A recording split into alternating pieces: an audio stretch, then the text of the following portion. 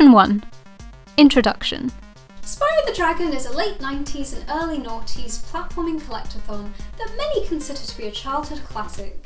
Many of you watching today will have even had this charming little purple man on your TV screens at home in your youth, and some of you will have even welcomed him back last year for his return in the Spyro Reignited trilogy. We've come so far with Spyro. We've had good times. We've collected gems, and orbs, and orbs, and orbs. We've had adventures together. Spyro is an iconic figure in the dream team of our collective childhood. But I have bad news, guys. Because I'm here, I have the authority, and I'm a real gamer. I definitely didn't quit halfway through Ripto's Rage because I had to collect 40 fucking orbs. That's too many fucking orbs. No. I have bad news. A lot of you are going to leave here today feeling very differently about Spyronica's T-Dragon, because Spyro the Dragon is fucking cancelled.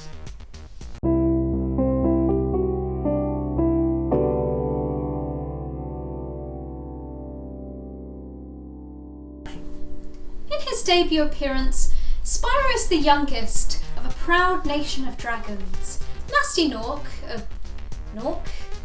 Is it his name? His species?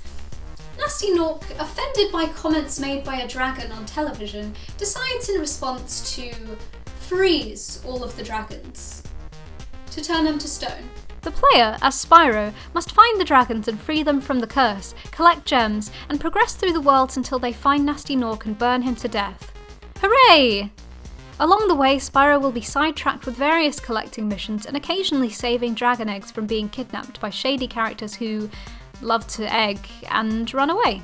In the game, we are introduced to a bright-eyed, confident young dragon with the presence of mind to take on the perceived big bad completely on his own, with no hesitation. Spyro is tough, spirited, and literally filled with the flames of youth. He witnesses a devastating change to his home and he charges into action to take it back. He's a fierce and immediate defender of liberty as he sees it. He cares about trapped dragons, those who are supposed to be his elders, and he cares about gems, restored stolen wealth to its rightful owners. Spyro's quest here is threefold. Liberate his fellow man, take down the man redirecting wealth from the Dragonlands, and regain those stolen funds for the good of the Dragon Country, or island. All the worlds are islands, you gotta travel by balloon. The core play loop in Spyro 1 puts you on a hub world, from which you can travel to offshoot levels where you collect gems, rescue eggs, and free dragons. When you have done enough of gems, eggs, or dragons, you can travel to the next hub world, and eventually the world containing Nasty Nork and Hella Lava. In Spyro 2, Ripto's Rage, Spyro is transported to a place. It's a forest. I don't really know the distinction between where Spyro lives in this new place. Anyway, there's a fascist little lizard man called Ripto using violent tactics to terrorise and oppress the local population. Obviously, Spyro 2 uses a similar core play loop, progressing from one hub world to the next and travelling through portals to side levels, but in Ripto's Rage it's AATO. All about the orbs. To progress through from one hub world to the next, you need to collect enough orbs to power the portal. You also encounter a secondary set of hurdles in the same... What? You also encounter a secondary set of hurdles in the shape of Moneybags the bear. What can I say about Moneybags? What's not to say? He's there, he's a bear, and he's charging you a fare to teach you moves. So here's the thing about the worlds that you visit for the side levels. Each world is designed around a theme, and that theme, in many instances, is a group of people or a culture. It's not just that the worlds Spyro visits are based around other cultures, it's that the designs of other cultures in these games seem to be preoccupied with depicting tribal societies, traditional foreign settings, and wacky characters with an exaggeratedly silly persona. In other words, the depiction of characters coded as foreign in this game usually correlates with a degradation, an implication of being lesser. In the simplest possible terms, have you ever noticed that Spyro is a bit heckin' racist? Section 2.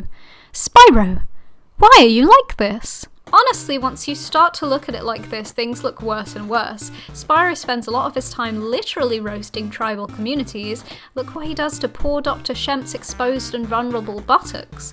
Shemp's just minding his own business, standing on an empty stone platform on a pleasant Sunday afternoon, holding a stick, butt out, having a great time, and then bam! Flamed right on the ass.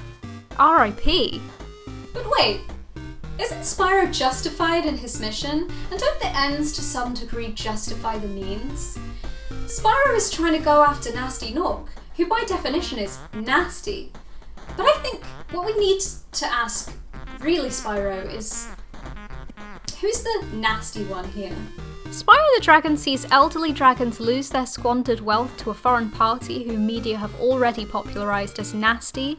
He sees a reclamation of a huge stockpile of gems held by those elderly dragons, possibly in offshore tax havens. He sees a man, Mr. Nork, apparently legislating that those elderly dragons be encased in crystal and redistributing the acquired gems to invest in industry, as we see clearly in the sheer number of dock workers and engineers Mr. Nork employs in the Nork Cove level.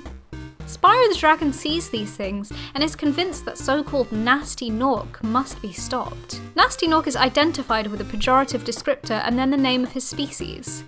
It's not his real name, guys, his real name is Steve. Nasty Nork is a nickname applied to him by the dragon-biased media.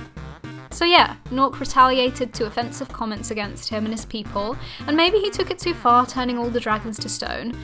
Yes, he's a girl. Yes, he's a gamer. So what? Does that justify Spyro burning him to death? Spyro is emblematic of a generation who should be rebelling against a system that is exploiting them, but instead has turned their ire towards cultural outsiders, people from other societies and cultures.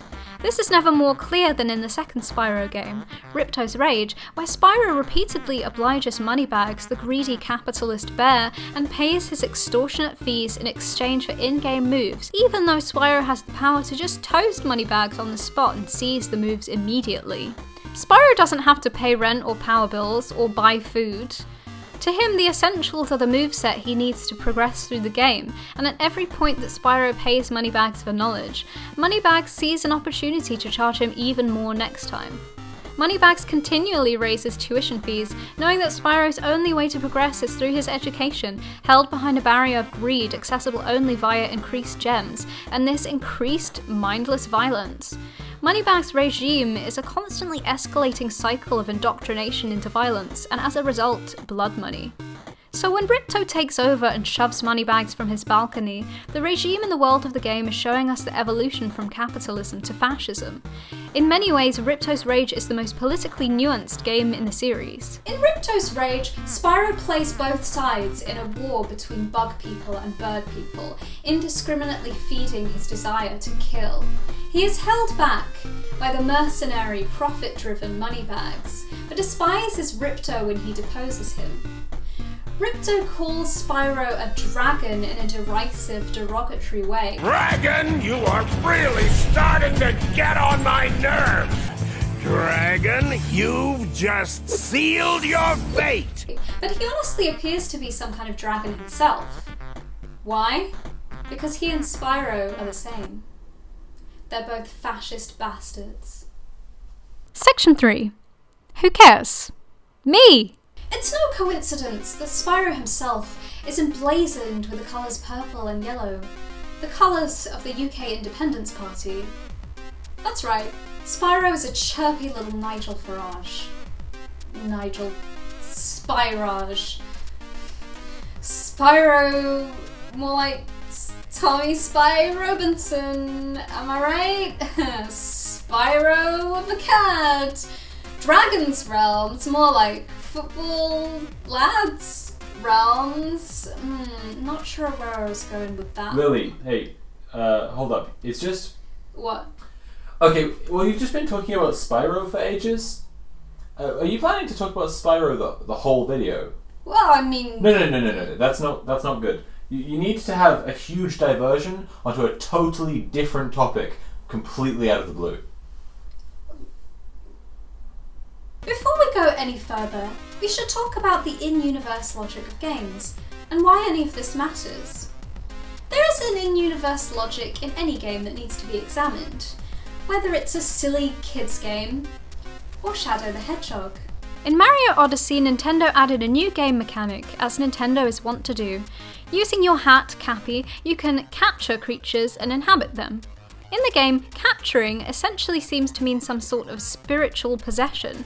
Mario's consciousness is transferred into the body that is captured. The first thing you capture is a frog, and the game shows us explicitly that Mario goes through a sort of out-of-body experience, jumping into the frog's mind.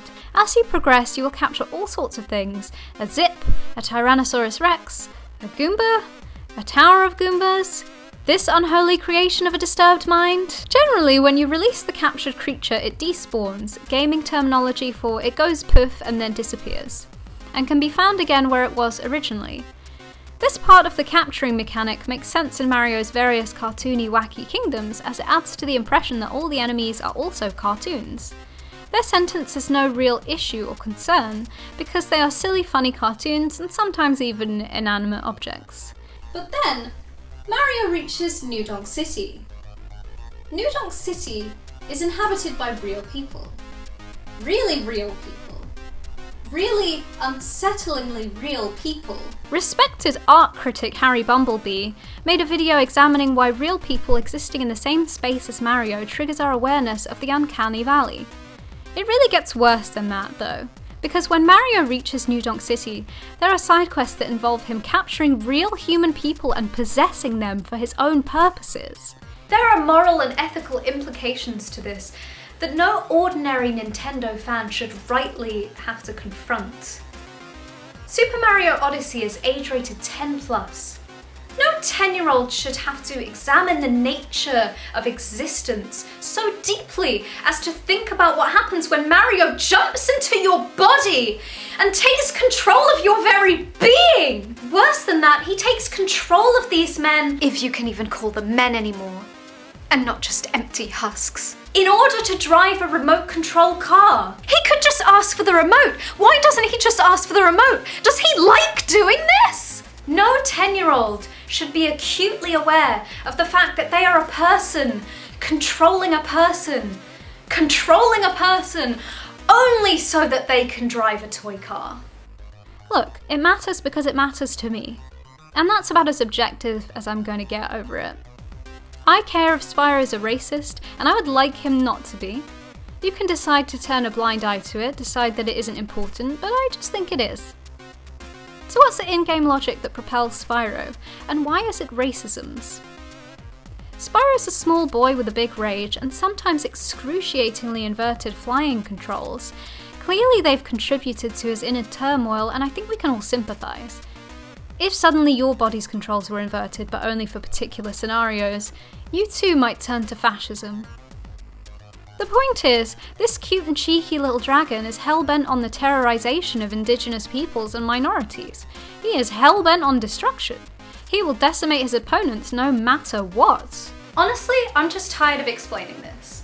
Look guys, this is one of the enemies in Ripto's Rage. The game has this genuinely atrocious blackface minstrel character. It's pretty racist. I don't know what more there is to say. Spyro is cancelled!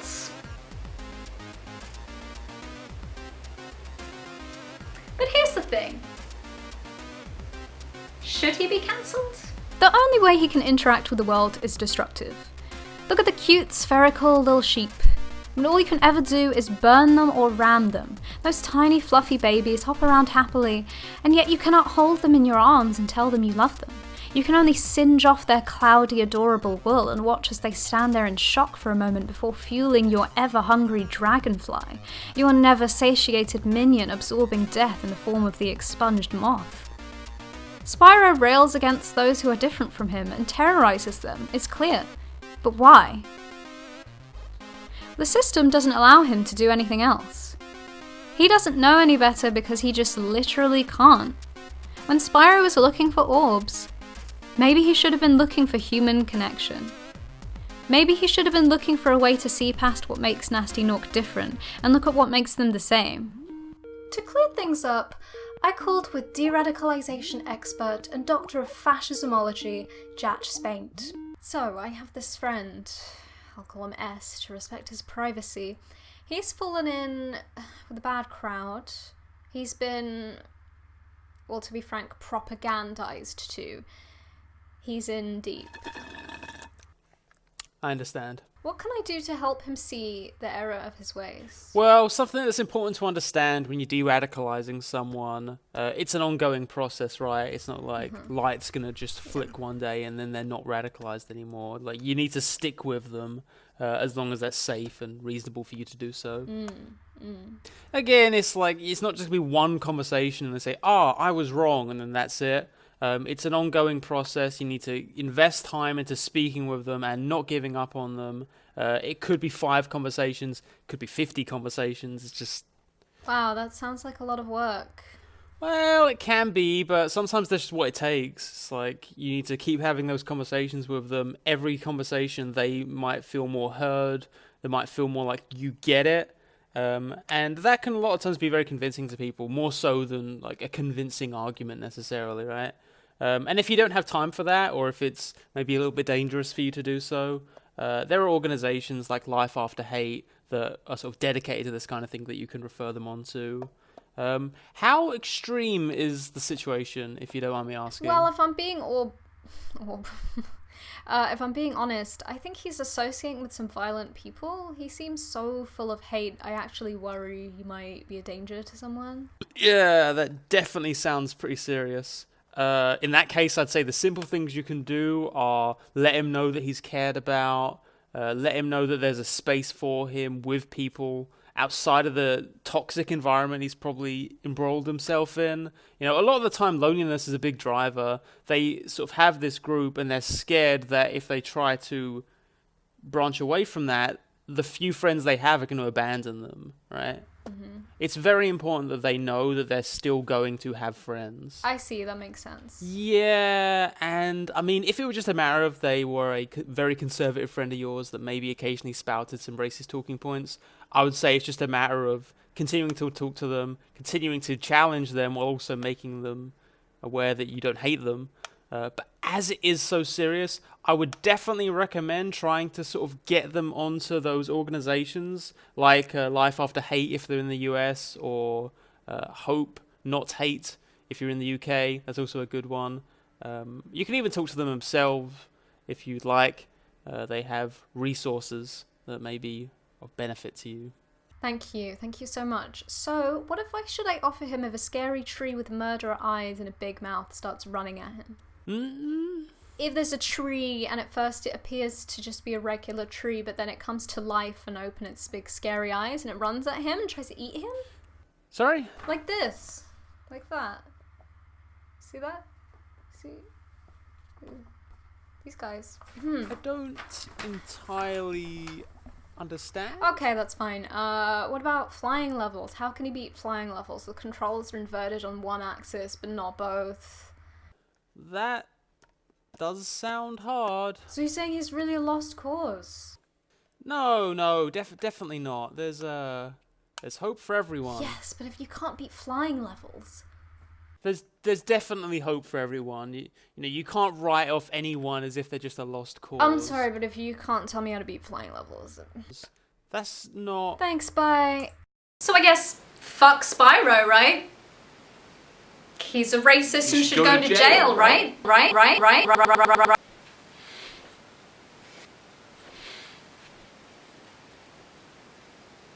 There's this guy called Tommy, no last name provided, and he's being interviewed by Vice for something called Hate Thy Neighbor. Vice, if you don't know, provided the most in-depth coverage of the Charlottesville Trump supporters' white supremacist rally in 2017 that saw many injured and one dead. Their coverage of fringe topics that other media companies don't tackle as much is more or less their niche, which is why they're here interviewing Tommy. He is what I can describe in simple terms as very racist. I feel the need to state categorically, you will be hard-pressed to find a time when Tommy is on screen where he isn't saying something just disgustingly racist. I mean, it's no surprise really, he's a chapter leader of the EDL, England Defence League, but at the same time, I think that it might be wrong to just look straight past him and say, well, he's a racist. It might be missing a few things, and it might be willfully deciding that he can't change, when maybe he can? I'm saying this because when Tommy is talking to the Vice interviewer over the course of a couple of days, he explains himself pretty thoroughly, and lets slip more and more extreme racist positions as the interview goes on, as he begins to trust the interviewer more. The interviewer doesn't comment at the time, and instead waits until the end of their time together to try to challenge his ideas. Tommy doesn't use a very varied vocabulary, and he talks about growing up in one of Leamington's council estates. The statements he makes about the way the world works betray a naivety, a lack of information and education, besides the obvious kind of ignorance inherent in calling someone the N-word or other racist slurs, which he does, while insisting that he isn't racist. It is fair to say that Tommy hasn't had some advantages and opportunities available to him. You would have to be asleep to be on benefits or in poverty in the UK, as Tommy is, and not be aware that someone is holding you back, pushing you down. It might not be obvious who it is doing that, but it will be apparent that someone is. Here's a good place to make a distinction. I find Tommy's racism appalling, disgusting. I'm not sorry for him. I'm not trying to sympathize with him. I just want to remind everyone that he's a human being because I feel sad about him. Tommy knows that he hasn't had some advantages and opportunities. He knows he perhaps isn't as educated as other people. And after 2 days of being listened to without comment or criticism, he feels like the interviewer from Vice is on his side. And then they turn the tables and confront him about his racism.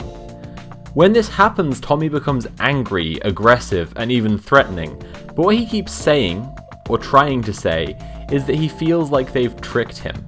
He feels like he's being laughed at. He feels like people who think they are smarter than him are laughing at him. When the media interact with Richard Spencer, or Nigel Farage, or Donald Trump, or any other notable white supremacist, they take an approach that suggests the person they are looking at is of equal intelligence and is wrong about race. When the media interacts with people like Tommy, there is a framing which suggests he is stupid, not wrong, uneducated, unintelligent. There is a dramatic irony through the Vice video whereby we, the audience, know what the correct stance on race is, and we get to watch Tommy make himself look foolish. That intelligence suggests the EDL is essentially made up of football hooligans. And then, at the end, when he gets challenged by the interviewer, he becomes hostile to the point of physical aggression, because he feels like they're laughing at him. And let's be fair here. On some level, they are laughing at him. There is a lot of talk about symptoms and causes, and maybe it's too simplistic to say that Tommy is just a symptom, because I'm sure to the people around him, the ethnic minority people who live near him who get harassed, Tommy is more of a cause. So if Tommy is the cause and not the symptom, let's look at the solutions available. Tommy expresses hurt and anger and feelings of betrayal and says that he doesn't care if he gets arrested, which seems like a non sequitur until he starts actually getting aggressive, and police, who have been just off camera apparently the whole time, intervene. So here's my point. If Tommy is calmed down and sent back home and nothing happens, will he get less racist? If Tommy is arrested and sent to prison, will he get less racist? So if he is the cause and none of the solutions available would help, then what should we do? Seriously. If he is the cause and not the symptom, but none of the solutions to him as a problem help, can we maybe look at the causes of why he is like this? We get a huge amount of validation out of locating the bad guy and booing them. It feels good, and it cements our identity as part of the in-group. I've seen clips from the Vice interview shared in leftist spaces attacking Tommy, calling him a brown shirt, a fascist, a racist. I'm not going to say he's none of that, but what makes all of that different from Shamima Begum? For those unfamiliar, Shamima Begum is a young woman who has been the focus of a media frenzy after she was radicalized and left the UK to join ISIS.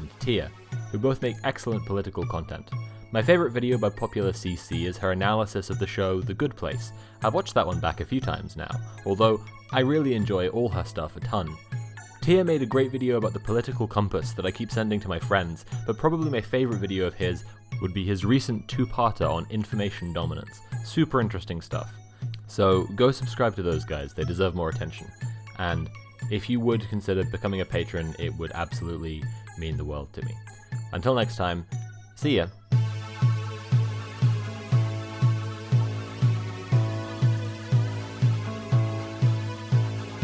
Yeah? This is the best bit.